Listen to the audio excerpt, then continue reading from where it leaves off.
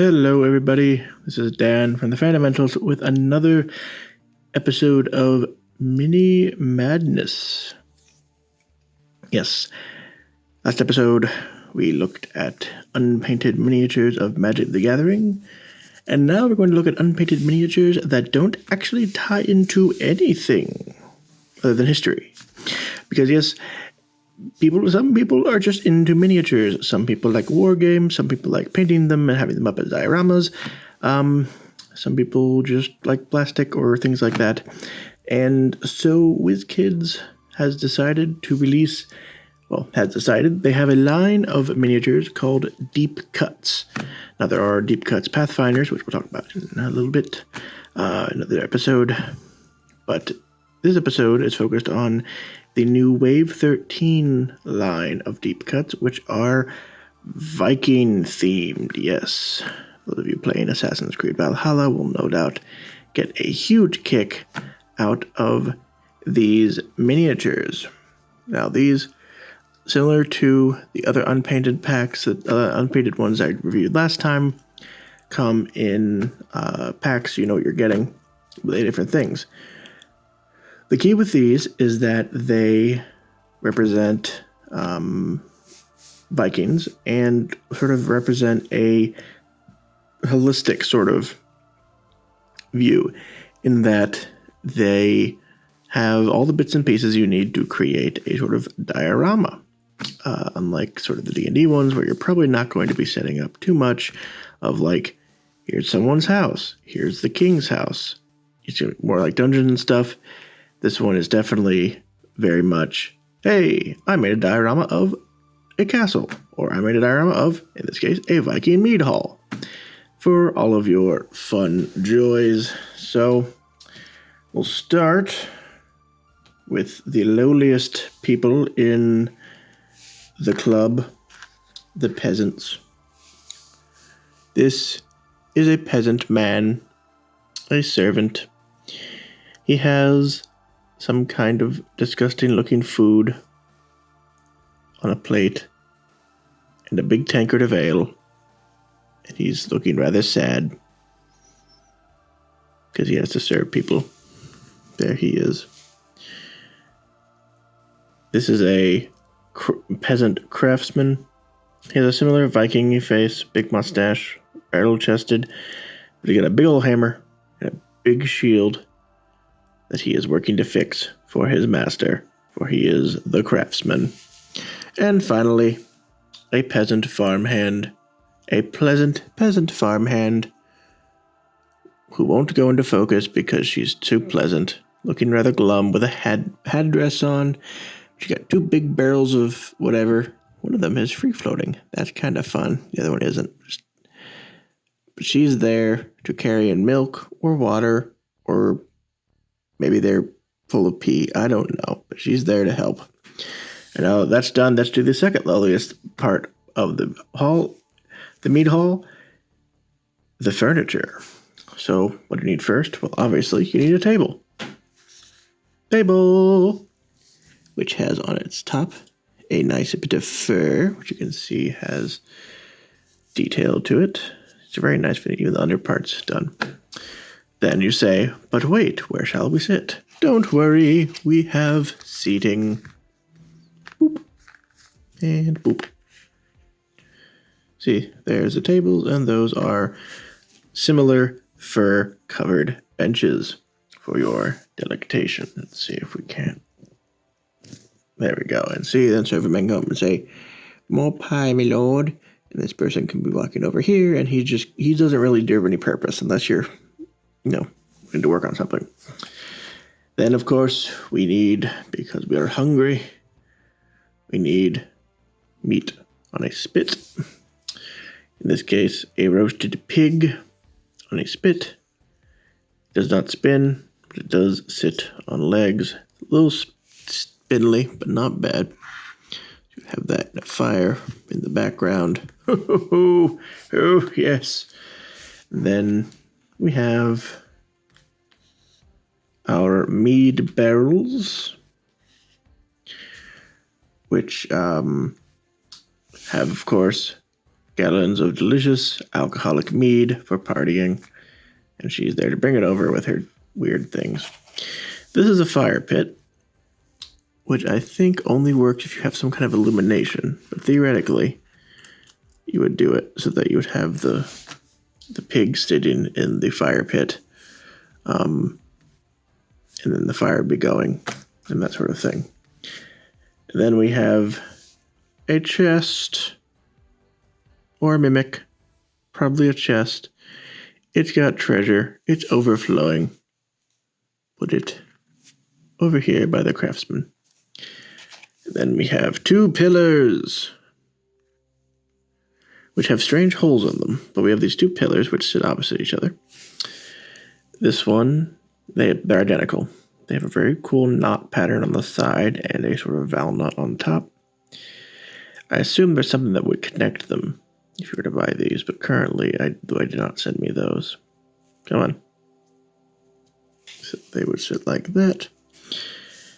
And then this odd thing, it's a shield stand, which you would put theoretically like over here by the craftsman in the gold. They sent me these, which are peg shields, which can go, I think I figured out how that work, in some way, how they could work. So you take one off, because they're sort of plasticky. And I think you could, is this the right size? Yes, there, see? So you have these shields, which you can use as decoration on your pillars, like that. Then you have this stand, which I believe you can put shields onto. You see, they've got those little slots there. Then you put a shield there. And then a shield comme ça. Come on. And there you have a little nifty little shield stand for all your shield standing needs.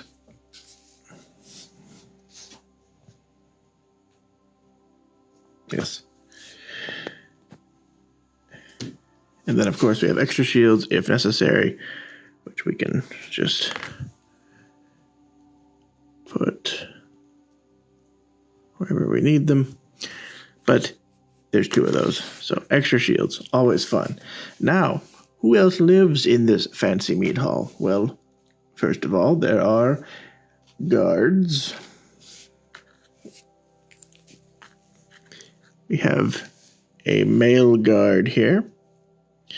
He has a helmet and a big mustache and a big bearded axe. And a large shield with some hacks in it because he's a brave warrior who's been through a lot. Very nice detail on the padding of the armor, the buckles, the chainmail. Very, very cool. You could always there's nothing necessarily stopping you from using these as anything for a D&D campaign or a Pathfinder campaign or whatever, but they're mostly just historical. And then a Viking woman guard with a spear. She's perhaps some kind of spear wife or Valkyrie. Her shield is round, but it has a notch inside of it for different reasons. Padded dress, big boots, hair's long, flowing in the wind, and she does have a sword in case her spear gets used. So that's fun. So they're probably like guarding. What goes between the pillars? Who is famous enough for the pillars? We'll see. Next we have, coming to visit, a freeman and his free wife. If Freeman, you can see he's not a slave, he's not a peasant, he's a guy with a fun cloak and braided hair and a mustache. Very big on mustaches, these guys. Very cool little dude. And he's come to visit with his rather pissed off looking wife. She does not want to be here. She wanted to stay in and watch The Crown and learn about Princess Diana. But no, they had to come to this stupid party where she doesn't know anybody. It's his friends. Anyway, There she is with her giant bag, which it has all of Earth's secrets in it. And she's just waiting for the food to come out or the dog to come out, whichever comes first. Now, it's interesting. We have two of the same guy in two different forms. So this is the Earl, who is the, I guess, main character of this set. This is him standing, doing his best Sean Bean impression. He's a big fluffy beard and a little crown because he's the Earl. And he's standing. So we'll pretend this is a statue of him. So this is a statue of himself because he's a vain man. And finalement, well, first, his chair. The Earl has to have a fancy chair for him to sit in because he's the Jarl and he be ballin'. It's got a cool rune in the back. His shield and his sword are hung up, which are represented. Same sword. See what I'm saying? Same sword. Different shields on there, though. Cool rune on the side. And then, let's say we put him there. And then the same Earl, but now he's doing Earl things, which in Viking land consists of looking bored, sitting on his, leaning on his fist, and being bored. And so we just put him onto his little house. He snaps right in there. Or he's supposed to. Come on.